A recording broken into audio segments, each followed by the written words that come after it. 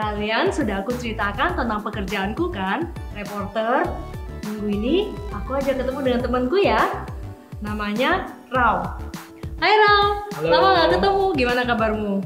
Wah, kayaknya terakhir kita ketemu setelah kita buka kotak misterius yang bersinar itu ya? Iya, Sin. Tapi kejadian itu tuh sangat luar biasa. Dan ternyata memberikan dampak yang luar biasa untuk kehidupan aku sampai saat ini loh. Wah, iya? Sama aku juga. Sekarang kamu sibuk apa nih? Nah, gini. Sekarang aku bekerja sebagai akuntan pajak.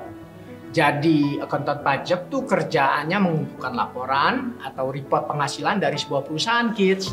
Dari laporan penghasilan, pengeluaran itu, ntar pokoknya intinya yang ada hubungannya dengan keuangan perusahaan deh. Ntar kami kumpulkan, terus kami hitung, baru kita laporkan kepada negara. Tapi Rao, kenapa ya pemilik perusahaannya nggak ngerjain sendiri? Kenapa mereka harus menggunakan jasamu ya? Nah gini, jadi sebuah perusahaan tuh kayak badan, kayak seperti tubuh. Ya, tubuh membutuhkan beberapa bagian untuk bekerja kayak kepala, tangan, kaki, mulut, atau telinga. Mereka semua ada fungsinya masing-masing.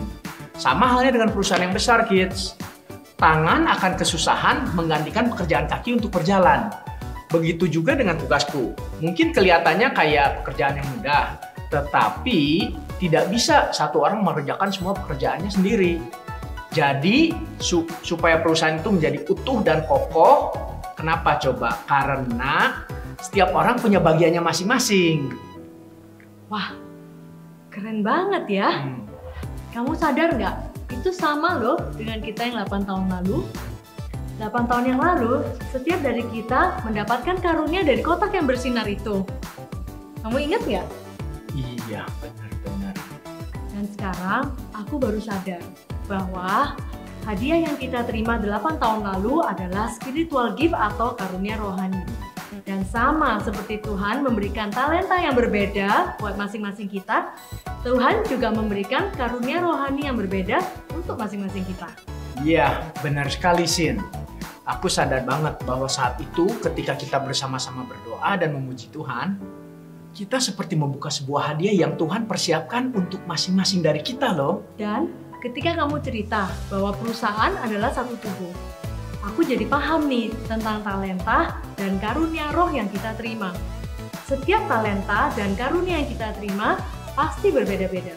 Tetapi semua berguna untuk mendukung dan membantu bertumbuh di dalam tubuh Kristus.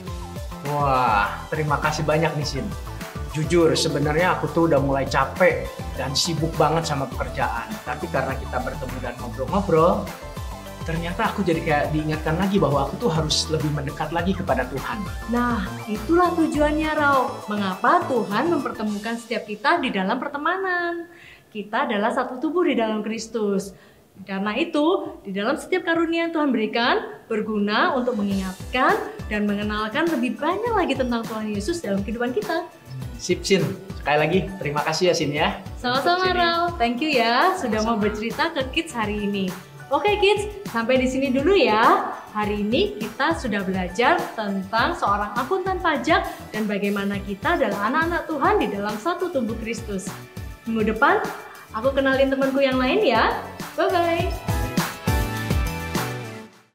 Hai kids, senang bertemu dengan kalian. Apakah kalian melihat kotak di sebelahku ini? Kira-kira isinya apa ya? Tapi hari ini aku ingin berbicara dengan kalian tentang hal yang lain. Mengapa Tuhan memberikan kita talenta dan karunia yang berbeda-beda? Seperti menyanyi, menari, dan kemampuan lainnya. Tuhan memberikan kita kemampuan berbeda-beda supaya kita bisa saling mengasihi dan berguna satu sama lain. Karena setiap dari kita anaknya adalah satu tubuh Kristus. Sebagai tubuh Kristus, kita berbeda-beda. Tetapi kita bisa saling berguna bagi satu sama lain. Kita bisa memberikan bantuan kepada teman kita, atau menghibur orang lain, atau berbagi dengan sesama. Dan juga kita bisa berdoa bersama-sama. Di dalam Alkitab, Rasul Paulus menulis sebuah surat untuk teman-teman dan murid lainnya, bahwa setiap orang yang mengikuti Tuhan Yesus sama seperti tubuh. Setiap anggota tubuh kita memiliki fungsi masing-masing, kids. Kita punya telinga untuk mendengar, mulut untuk menyanyi, makan, dan berbicara. Perut kita untuk mengolah makanan yang kita makan. dan kita menggunakan otak kita untuk berpikir. Coba kalian hanya menggunakan satu jempol untuk berhitung. Tidak bisa bukan? Setiap anggota tubuh kita memiliki kegunaan yang berbeda-beda. Tuhan juga menciptakan setiap manusia dengan kemampuan yang berbeda-beda dengan fungsi masing-masing.